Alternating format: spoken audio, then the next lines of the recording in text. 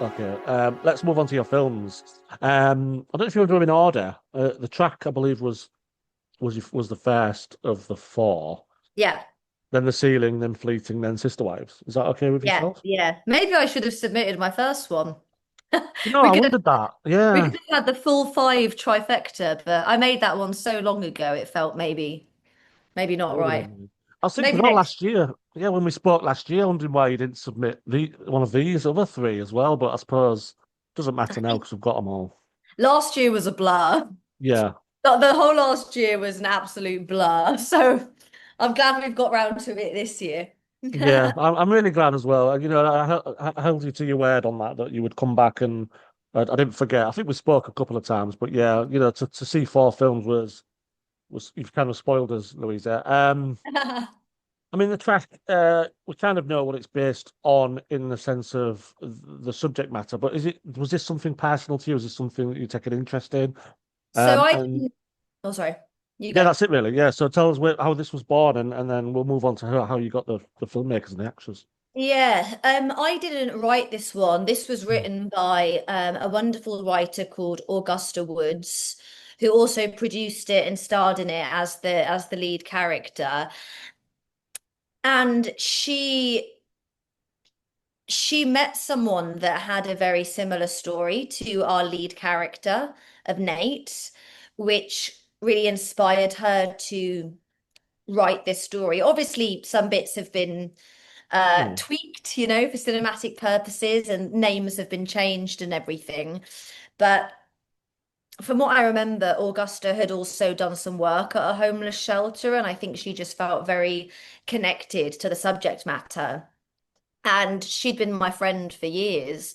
She starred as an actress in my first film, The Call Center, and she was the first person to ask me to direct something.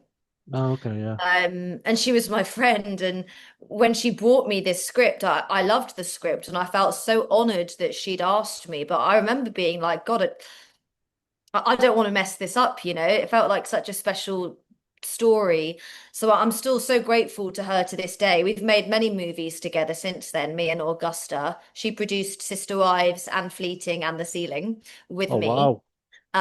So we've been on quite the journey together. We raised the money through a Kickstarter. I think we raised about 15 grand. And Imelda Staunton boarded as an executive producer. She also works very closely Yeah, I with, saw her name. How did you manage to get yeah, there? yeah, she was, I believe she's one of the ambassadors for one of the charities that we worked with, which I can't remember if it was Crisis or Shelter. I'll have to look into that. Hmm. But Imelda, um, that homelessness kind of is one of her areas, one of her passions, and so she boarded as an executive producer, which was amazing. We shot the track in COVID, so there was a lot to navigate. But we got a beautiful cast together, and that had a really lovely festival run as well. And that now lives on a wonderful short film platform called Omeletto. That it was such a joy to shoot. Yeah. How did you find that cast then? And I suppose, well, answer that first because I want to ask about inspirations. 'Cause I thought of One Flew Over the Cuckoo's Nest at one point while I was watching it, just for the that community care thing. But yeah, tell us how you cast these. Were these all actors? Or... Well, we had a lot of friends because Augusta and I are both actors, so we're lucky that we have a well of wonderful actors. But the role of Nathaniel, was so important, and we were really struggling to find him. And I got sent about 10 spotlight links. Now, the actor that played Nathaniel is an actor called Will Johnson. He's done loads of stuff, House of Dragon, etc. Phenomenal actor. But from what I remember back then, he didn't have a show reel at the time. And I think I actually booked him off of like a video of him doing a monologue. I think it was a Shakespearean monologue. So completely different tone and style to what we were doing with the track. But there was just something about him. As soon I watched 10 show reels and then I watched this Shakespearean monologue by Will, but I just knew straight away. I was like, it's him. I was like, I feel like if he can do this, he can do that. And and then the rest were kind of our friends. He was terrific though. Yeah, that I mean that was very moving. I mean she was as well, to be fair. The lead actress was really good. That's Augusta, our writer, our Yeah, I mean producer. she Yeah. was you can see she was invested. Yeah. Um While making this film then, you seemed apprehensive when she asked you, but did you take any of your favorite films or styles into this? Was you inspired by any other films or stories of a similar nature? We we were often thinking about I, Daniel Blake. Ah, right. We felt like that was good tonally. A lot of Ken Loach's stuff, Mike Lee's stuff, that kind of very nuanced, very real, tangible form of filmmaking. It's not jazzy, it's not sparkly, it's real and it's heartfelt and it's painful. A lot of it is handheld, a lot of the grade is very cold, open to certain improvisational moments. But we just wanted to keep it really human for sure. And I, Daniel Blake, was in my mind a lot. Yeah, that comes across actually. You mentioned Ken Loach, definitely. Yeah. And you speak about the way you shot it. Then, why did you choose to shoot it in that way with the grain and everything else that you mentioned? And talk a bit about the location, especially the main location. But generally speaking, was it difficult part of the shoot getting those locations? Well, the location that we shot the track in, so that main, all of the main homeless shelter stuff. Let me just double check this. Hmm. I think we actually shot the track in a homeless shelter called The Passage. I'm trying to remember that all these films, they all merge into one. We used a friend's house for the flat, Okay. an actual homeless shelter called The Passage for shooting all the homeless shelter stuff. A lot of the outdoor stuff, we were just running around, basically. I don't think we actually had permission. We were just Yeah. sort of I'm a big fan of just breaking your camera down to something really small and just being quite subtle with it and running it around. That's how we got all the cool like train stuff. And we had a friend that had a balcony that looked over a London skyline. So we set up a time lapse on our camera and just left it on his like balcony overnight to get that time lapse of London waking up. Oh, wow. Um, Yeah. but we got quite lucky with the locations. I was particularly happy with the homeless shelter because it felt quite big, which was nice. It felt quite, yeah. And in terms of the grade, we made the shelter quite cold, and a lot of the London street scenes quite cold as well because we were making a film about homelessness in winter, so it Yeah. shouldn't feel warm. It should feel cold. It should feel like an icy watch because that's what Nate is going through. He spends most nights freezing and longing for warmth. Um, and yeah, that lack of vibrancy in the color palette, I think, married well with like the themes of the film. Yeah, definitely. I mean, his performance was terrific because he essentially plays two different people, when he's quite hopeful, and then when he's Yeah, cold, he barely doesn't even speak, and it's yeah, heartbreaking. it's so horrible. Yeah, but remarkable film, to be fair. Let's be quick because she's your friend, Augusta, then. I mean, how was it working with her script and as an actor with one of your first directorial films? How was that working with like a friend and having to direct her and She's one of the easiest people to work with ever. Sometimes it can be tricky directing somebody who's also written the script because they've gone in with their own ideas of how to perform it. But in every project we've ever done, Augusta is one of the most beautifully open books, and she's always keen for collaboration and exploration. Um, One thing that I remember we did quite early doors with Grace, who she played the lead character Grace, is we wanted to kind of warm her up a little bit because initially she's written quite cold, almost like she's like not loving kind of. The thing Mm. is, it's tough with Grace because she's not 100% happy with how the homeless shelter is being run.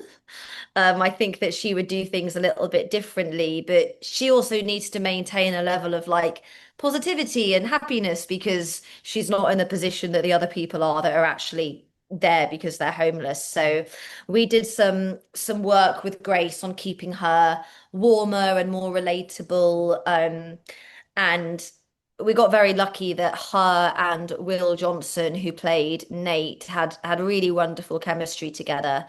Mm. And often that can't be taught. Often that can't be directed. Sometimes chemistry, it just is. And they had a wonderful chemistry, which was nice. Yeah, one of your choices, there's a couple of choices you made. One about that, the impression of not being happy with your workplace or some things run was captured in that scene where I assume it's a manager or a co-worker calls her in and she asks a question and he's already left. Yeah. And she's like, okay, then. And, you know, we've all been in that scenario. So I think you captured what you just said in that one, that she's loving towards her surroundings and the people she cares about, but she's Mhm. not happy with the workplace. I thought you captured it in that moment really well. So, Oh, good. Thank you. and just at the end, it might seem an obvious one, but you dip the sound away and the song, and I don't think you did this just for the song to come in, but you turn the sound off. Was that just to emphasize numbing human spirit? And what was your conscious decision there to just have the sound disappear? I'm not going to spoil it. But... I think that fading out the sound a little bit, it sharpens your senses in other ways. So you end up really kind of focusing in on Grace's reaction. Mm. And I also don't want to, put my audience through total torture. And sometimes listening to somebody break down Yeah. for a long period of time, it can be incredibly uncomfortable to watch. Now, not that I'm adverse to making my audience uncomfortable. Like I like that. But I just thought by slowing it down and like introducing music, it kind of like softens a tiny bit the horror of what's Mm. happening and just like enabled us to kind of like breathe and appreciate it from slightly further away. And it also kind of felt like we were giving Grace space to go through that moment as well. Um, and you're slowly obviously fading people out to the end of the film as well. It's kind of it's softening it slightly rather than something horrendous happening very loudly and then credits rolling. It's just kind of, Yeah. you're adding a slight buffer for your audience so that you don't utterly traumatize them. Although I'm sure some people still felt like that. Yeah, it was still touching. I think it was, yeah, like it was respectful. But yeah, it Yeah. was an interesting choice. I think it definitely worked. I was very conscious of it when I saw it, and yeah, it was almost like time's up. And yeah, Yeah. And also I think sometimes people lean into like trauma porn a little bit too much. right, And I think if I'd have just like been on, I think if I'd made it all like massively visceral and like, really focused on Nate and what had happened and her, I just think sometimes like you don't have to yell at your audience, you yeah, can ease up a little bit and trust that they'll still have the same feelings and it doesn't have to be so aggressive and in your face. And interesting that you said, I think you just mentioned like almost giving him the privacy or giving him the space and like ending it as respectfully as we could, you yeah, know? yeah. I definitely think that's the case. It was lovely. It was a lovely ending. Not not the outcome, but yeah. Yeah, I know what you mean. Thank you. I'm not horrible. I don't know if this is a tricky question. Feel free to answer it or not, but I suppose you've done the call centre now. You've done this for a friend and you've directed. What would you say you took from this, without giving too much away? did you take or learn anything from this that you took to your next three films as a director? The track is really special to me because it's the first time I was hired as a director. Mm. And it was the first time that I realized, oh, people actually see me as a director. Um, I learned so much from the track. Um, I learned what it was like to be entrusted with somebody else's baby, and which is because it was Augusta's baby, it was her story. Um, and I learned a lot about homelessness that I didn't know before and how to kind of approach that with nuance and care. It was a big ensemble of people, like so many supporting artists. It was very kind of, you know, chaotic, but in the most wonderful way. Um, but I really started, I guess, to feel like a director through this project. So it will always be really special to me. And I'll always be really grateful to Augusta for entrusting me with it.